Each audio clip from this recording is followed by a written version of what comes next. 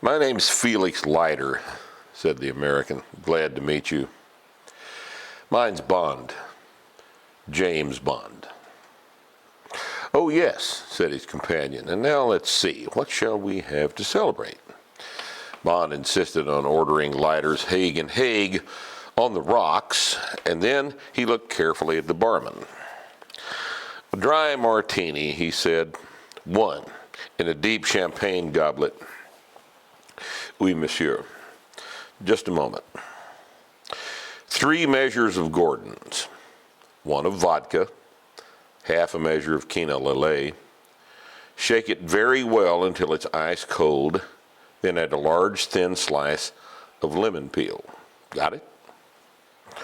Certainly, monsieur. The barman seemed pleased with the idea. Gosh, that's certainly a drink, said Leiter. Bond laughed. When I'm concentrating, he explained, I never have more than 1 drink before dinner. But I do like that one to be large and very strong and very cold and very well made. I hate small portions of anything, particularly when they taste bad. This drink's my own invention. I'm going to patent it when I think of a good name. Well, this is Casino Royale. This is the book from which the famous Vesper Martini was drawn. And this is an interesting book. I like the movie, the Daniel Craig movie. The first of the modern series of the James Bond movies it's an excellent film. And under slightly different circumstances, James Bond in the movie introduces the Vesper Martini. And I thought we would make one tonight and show you my little twist on the thing.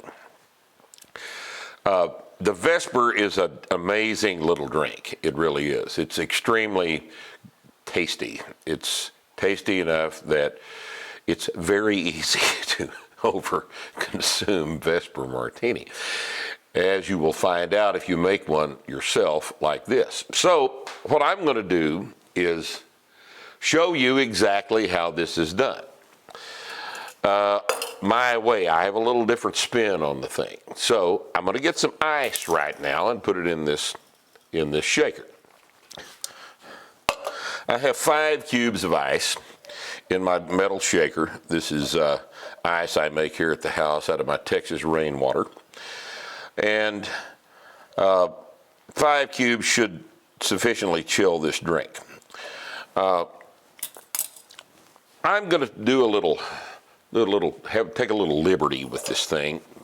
According to the recipe in the book and in the film, the zest is lemon. I have found that Tangelo, believe it or not, makes the best Vesper. Tangelo is a nice, lovely cross between, it's actually a cross between a pomelo and a tangerine. And it's one of the better citrus fruits available. And what I have done here is just pulled a thin slice of the zest off of this without getting into the white of the peel. So the zest looks about like that, okay? And I'm going to put 3 nice pieces in the bottom of this martini glass. This is a beautiful martini glass, don't you think? This is a little different take on the standard cone-shaped martini glass. Steph's mom got us a set of these. These are just beautiful. I just love them. They're beautiful, elegant glasses. Now, what I'm going to do with the vodka is I'm going to put this on top of the zest and let it macerate a little bit. And I've put probably, I've put a little less than an ounce of this nice Reka Icelandic vodka on top of this. And what I'm going to do with this is let this extract the flavor out of the zest. Now, I prefer Tangelo, and I'm showing you guys how to do this tonight with the Tangelo, but any citrus peel works just fine. The original recipe is lemon. We've used lemon, lime, orange, grapefruit, and Tangelo. All of them are good, but the Tangelo is the best. The classic, of course, is the lemon. And James Bond's recipe calls for the cold martini to be poured in over the top of the zest. But I prefer it this way. I want to extract a little more flavor out of the zest. Now, I've got my shaker, and I'm just going to set that aside for just a second. And the original recipe calls for quina lillet. Now, in researching this, I have learned that the original quina lillet recipe, and you can still buy white quina lillet, but it's not the same as it used to be.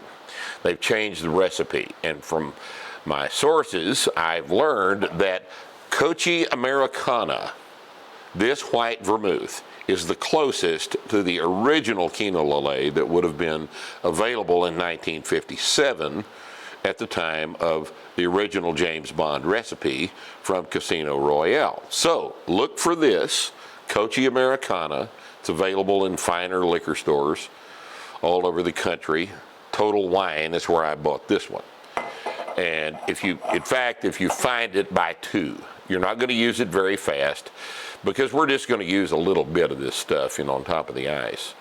But it's hard to find at normal liquor stores, so if you find it, buy a couple. And I'm just going to do this with it. I'm going to put about that much in it.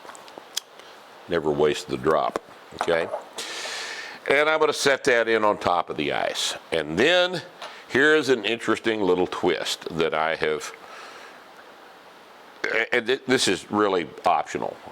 In fact, if you don't want to do this, I would advise you to not. But I have found that 5 or 6 drops of absinthe brings a little brightness and a little more sweetness out of the vermouth to this drink without adding any palpable anise flavor to the thing. So, and you be careful with this. Don't put a whole bunch in there.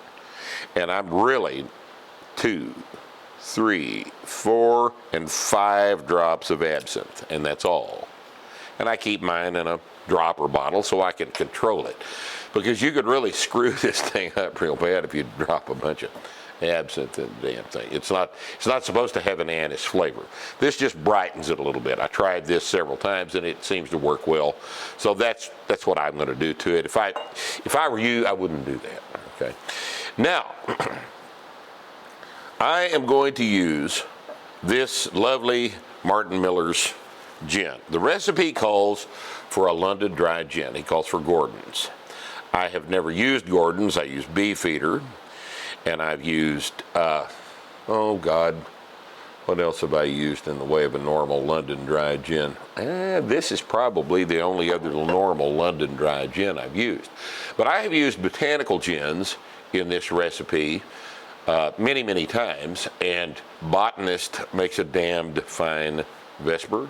Hendricks makes a good one. Beefeater has got a new botanical gin out called 24.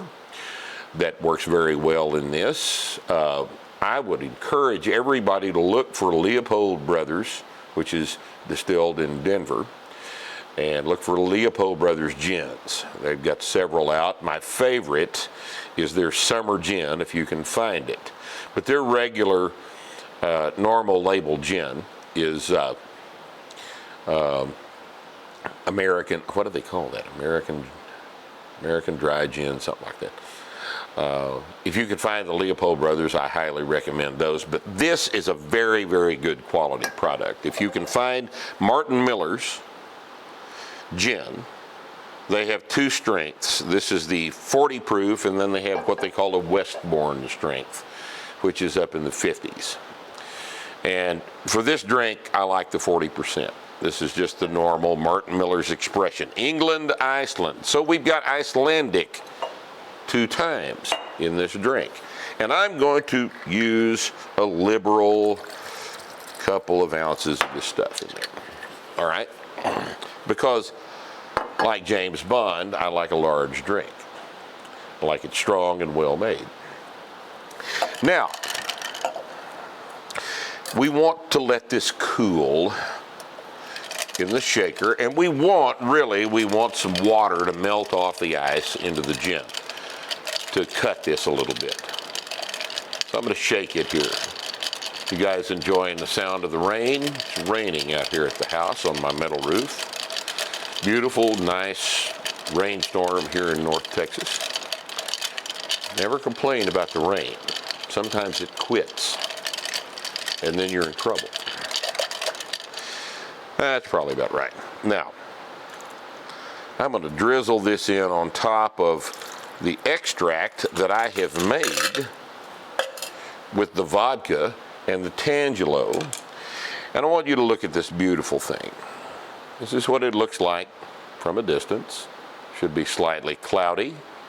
The tangelo zest lays back down on the bottom of the glass.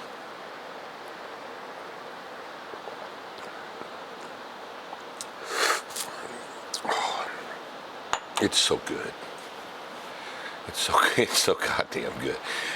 You guys have fun with your Vesper Martini and try the different fruits. But I really think it's a good idea to put the vodka in on top of the zest and let it sit there and think about itself for a little while. Enjoy, my friends.